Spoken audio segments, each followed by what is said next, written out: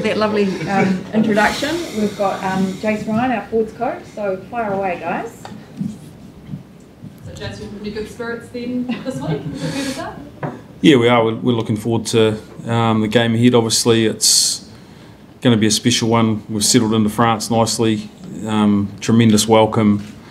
Obviously, France as a country are getting right behind the World Cup. It's pretty clear to see that around the people of Lyon and how they've welcomed us. So, you know, it's made it an easy transition into France, and looking forward to Test Week, which effectively starts today. From a personal perspective, there's a lot of talk about players at their debut World Cup, their maiden World Cup. It must be pretty cool for you as well. Yeah, it's a massive privilege and an honour. It's something that you don't know if it'll come again, really, in this brutal professional sport that we're in. But, you know, to represent your country, and I guess, you know, from putting your work in and making a few sacrifices along the way, it's really special to be a part of this All Black team in the 2023 Rugby World Cup, and something that I won't take for granted. Jace, what are you asking to see if you'll pack following on from the Twickenham defeat this week against France? Yeah, we've got to make some shifts and clearly adapt around a few things. It was pretty clear probably one where we went a little bit early on the maul, the other one, jumpers are getting thrown across on top of us. So we've got to be a bit smarter around that area. But, you know, I thought overall our effort was good. But, you know, and when you get a couple of cards, well, it's pretty tough to play footy from there on in. But we also exposed a few young fellas in that forward pack to the finish of that game. But, you know, I think we've got to make some shifts in that area, which we will. There'll be a lot of noise and a lot of expectation around France being the host nation, being one of the favourites. Can an All Blacks team fly under the radar at all when you're playing the host nation first up? Oh, I think we can. I think we can. I think that you know, when you're the home nation, the pressure's massive. You know, we've heard that through our boys a little bit the last couple of days that have been involved in a few World Cups, some of them 4. This will be their 4th, and they talked around that, and you know, we'll use that as a little bit of energy. And you know, they've got a few dings, we've got a few dings as well, so it should be a hell of a contest in what is a very special stadium. Is that a good thing then for the All Blacks to have a bit of the noise on the French as opposed to you guys? Oh, there'll always be noise on any international team, especially an opening game at a Rugby World Cup. But France, you know, it's a little bit different. They're tremendously passionate in how they support their team, and I'm sure it's going to be some atmosphere there. But yeah, we're just looking forward to embracing that, to be fair, and not getting too overawed by it. Even though there's probably going to be predominantly French fans in the crowd, does that energy, and I suppose the occasion of an opening World Cup game, does that give you guys a bit of a lift as well? Yeah, it does. I think so. You know, like, as well as it being obviously an opening game, but when you got, I guess, the All Blacks and playing the host nation, it's probably a little bit unheard of, I guess.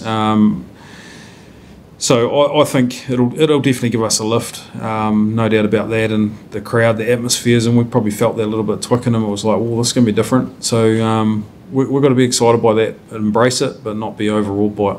When you look at that French side, how ominous is their pack? Yeah, a big 4-pack. They've got ball carriers all around the whole 8 and off the bench, whoever they go with, and, you know, genuine good line-out options. They're really athletic. They use their formations pretty well. So yeah, we've got to be at our best, to be fair. We'll be talking to Tupou after you. Still a young guy, and presumably will make up part of the 23 with your locking situation. Do you feel he is ready for this sort of stage, for this sort of pressure? Yep.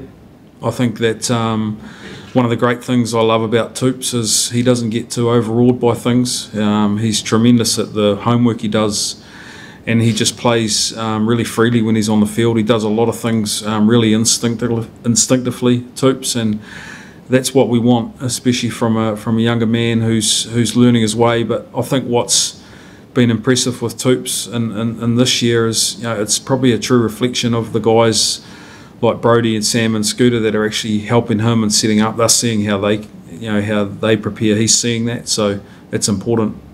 Jace, you mentioned the injuries. 3 guys have been pretty influential in your pack this year. How does that reshape, I guess, the starting pack, and it doesn't change much of what you're trying to achieve?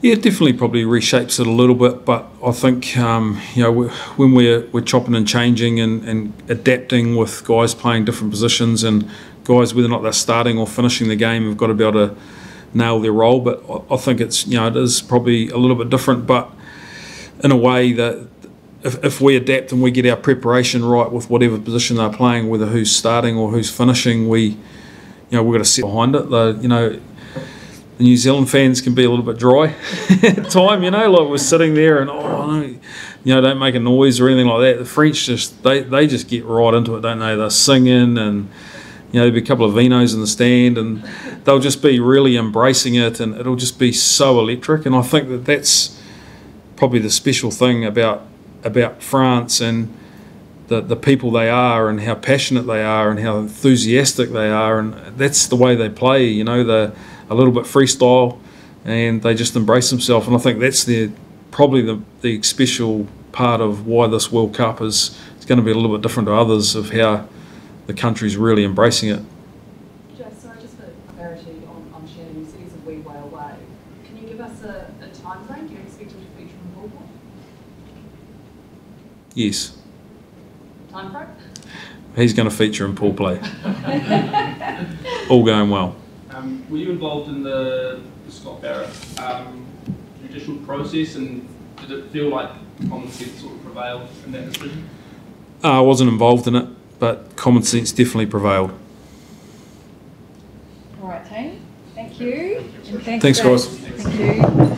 Set them up in the training week so that they can do that, to be fair. And in terms of the uninitiated out there, can you talk through, I guess, how important the role of a tight head prop is, just in the context of losing Tyrell and Nico or Fletcher having to come in and fill that role? Yeah, well, if you haven't got a pretty special tight head prop, your scrum's going to struggle, to be fair. And you see that with France, with how they scrummage, and there's nothing better than the scrum battle that'll be on Friday night. But the importance of your tight heads, it's a massive part of the scrum. There's a lot of power comes through their shoulders, and we'll have to set that up right. But we've got absolute faith in whoever locks it down for us this week and whoever comes off the bench. Coach, you mentioned before the line-out issues against South Africa has come up a few times, and the times we've talked to you guys since that match. How do you combat them coming across the line-out? What do you do to stop that if it happens? Yeah, we've got a couple of things that we'll look at. Probably the gap and just working with referees, probably the big one. Is it a communication issue with the referees, or is it something you guys can sort out yourselves? I think it's a bit of both. Regarding the discipline, Jason, how do you find balance between the need of engagement, commitment, and a little bit of fear of getting caught? That's a great question, and like it's such a competitive game, rugby. There's going to be small margins for when collisions go wrong, but as long as it's not the FIFA World Cup, this is rugby, and this is the Rugby World Cup, and this is a spectacle that I think the game needs, and I think that we just have to adapt. We have to get our height right around the collisions and make sure that our carry and clean's really strong, have a dominant mindset, but really be really clean where we can, so we don't give any easy outs, I guess, and that'll be the same for both teams. Jason, you're the kind of coach, with South Africa's dominance in the game, that you go back and figure out how they did it, or do you kind of flush the dummy and move on and get ready for France?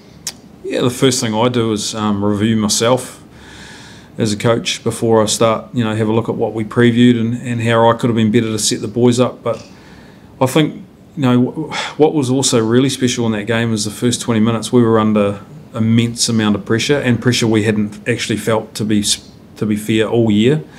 And even a little bit in that Island series, the boys talking like that was different, and that's great that came then. But we were still in the game. Mark Talia gets away with that try at half-time, different game, and that's the margins we're talking about. But I guess as a team, we've acknowledged that it's good to feel that then, because you can talk about it and you can do your scenarios at training, but when you've got 80,000 roaring and you're right under pressure, that's when it's real. And you mentioned some of the players that have gone to the fourth World Cup. Sam Whitelock's one of those. How do you tap into kind of experience of someone that's won those, 1-2 World Cups and going to the sport? Yeah, Sammy's a special New Zealander. To be fair, he's Yeah, he just challenges the group, and he's got a good way of just mentioning things at the right time, and sometimes it's not what you want to hear, but it's from a good place. But he he says it from the heart, and he doesn't sugarcoat anything, and that's what we want.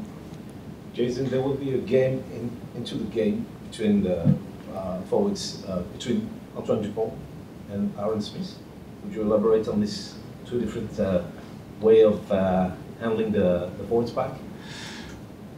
Yeah, I think that both the players that you've mentioned, special rugby players, how they play the game, but they need front football to do it, don't they? The low numbers, 1 to 8, make their job a little bit easier. So I think a lot of how they play will result on how the pack in front of them plays, to be fair. Do you have an update on, just back to Tyrell, on how he's tracking, and when do you expect he might be able to feature in this World Cup, or is it sort of too soon to know?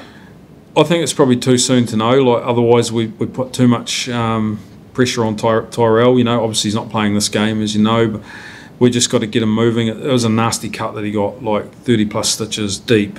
So he's got to get the healing and get some activity back into his quad, and we're not going to rush that because it's an important part. So, but day by day this week he's made little progressions, and he's doing the right thing and with the medical team.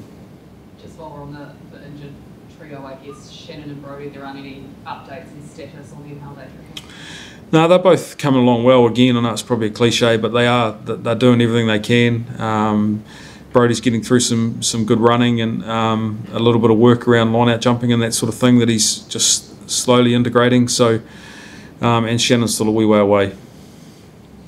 What do you think about the welcome in France, and especially in Lyon, when it's particularly for your team?